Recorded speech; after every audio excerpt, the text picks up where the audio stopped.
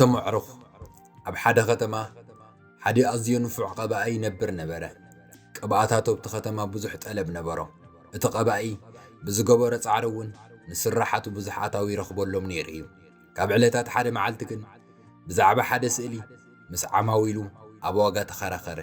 ድሕሪ ምስቶም ዓማዊሉ ዘይምስምማዑ ንሓደ ዓርኩ ኮፍ ኢሉ ሞራሉ ሰይሩ ተስፋኡ ሃፊፉ ክዕነን ጸንሑ። እቲ ዓርኩ ድማ እንታይ ኮይኑ ይነብዕ ከም ዝነበረ ሓተቶ። ድሕሪ እቲ ቀባኢ ከምዚ ኢሉ መለሰሉ። ኣብዚ ክልተ ቀባኣታተይ ክገዝኡ መጺኦም ነይሮም። ኣብ ዋጋ ዕዳጋ ብዘይምስምማዕና ግን ስራሓተይ መሳጢ ከም ዘይኮነ ነጊሮም ንኸይዶም በሎ። እቲ ዓርኩ ድማ ስራሕኻ ጽቡቕ እዩ፣ ገለገለ ሰባት ጌጋታት ምርካብ ይስርሑ። እቲ ዝገርመካ ከምዚኦም ዓይነት ሰባት እቶም ወላ ሓንቲ ክሰርሑ ዘይክእሉ ሰባት እዮም ኢልዎ። እቲ ቀባኢ ግን ዓርከይ ከጸናንዕኒ ደልዩ ኢሉ በቲ ዓርኩ እተዛረቦ ቃላት ብዙሕ ኣይዓገበን። ድሕሪ እዚ ዓርኪ እቲ ቀባኢ ሓደ ሓሳብ ሓሰበ። ካብቲ ቀባኢ ቀብኣ ወሲዱ ኣብ ኣደባባይ ዕዳጋ እንበሮ እሞ ነቶም ኣሕዛብ ድማ ኣብዚ ስእሊ እዚ ዝረኸብኩሞ ዝኾነ ይኹን ጌጋ ምልክት ግበሩሉ በሎም። እቶም ኣሕዛብ ድማ ገበሩ። ምሸት ነቲ ቀባኢ ሒዝዎ ድማ ናብቲ ዓርኩ ተመልሰ። እቲ ቀባኢ ድማ ዳርጋ ብኩሉ እቲ ቀባኢ ጌጋታት ከም ዘሎ ረአየ። እቲ ቀባኢ ነዚ ምስ ረአየ መሊሱ ሞራሉ ተሰብሮ እሞ እዚ ናተይ ተውህበ ኣይኮነን እንዳበለ ክበኪ ጀመረ። ኣብ ቀባኢስ ክንዲዚ ጌጋታት ኣሎ ኢሉ ሓተቶ።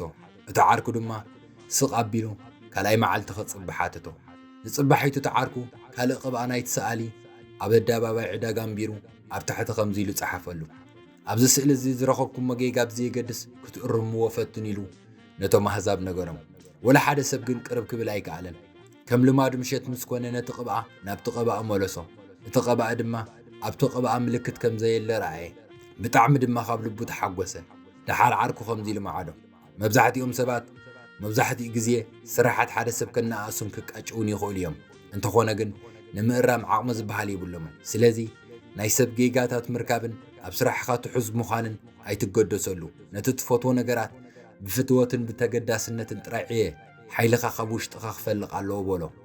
ነቲ ፈታዊ ምስ ሰምዐ እቲ ናይ ዕግበት መግለጺ ኣብ ገጽ እቲ ቀባኢ ጽምበለል ክብል ጀመረ።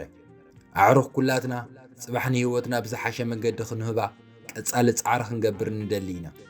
ሓደ ሓደ ግዜ ካብ ኩሉ ሸነኽ ብዛዕባ ገዛእ ርእስና ኣልታዊ ሓሳባት ንሰምዕ ኢና። ኣብ ከምዚ ዝኣመሰሉ እዋን እተወሰነ ምምርማር ክንገብር ኣለና።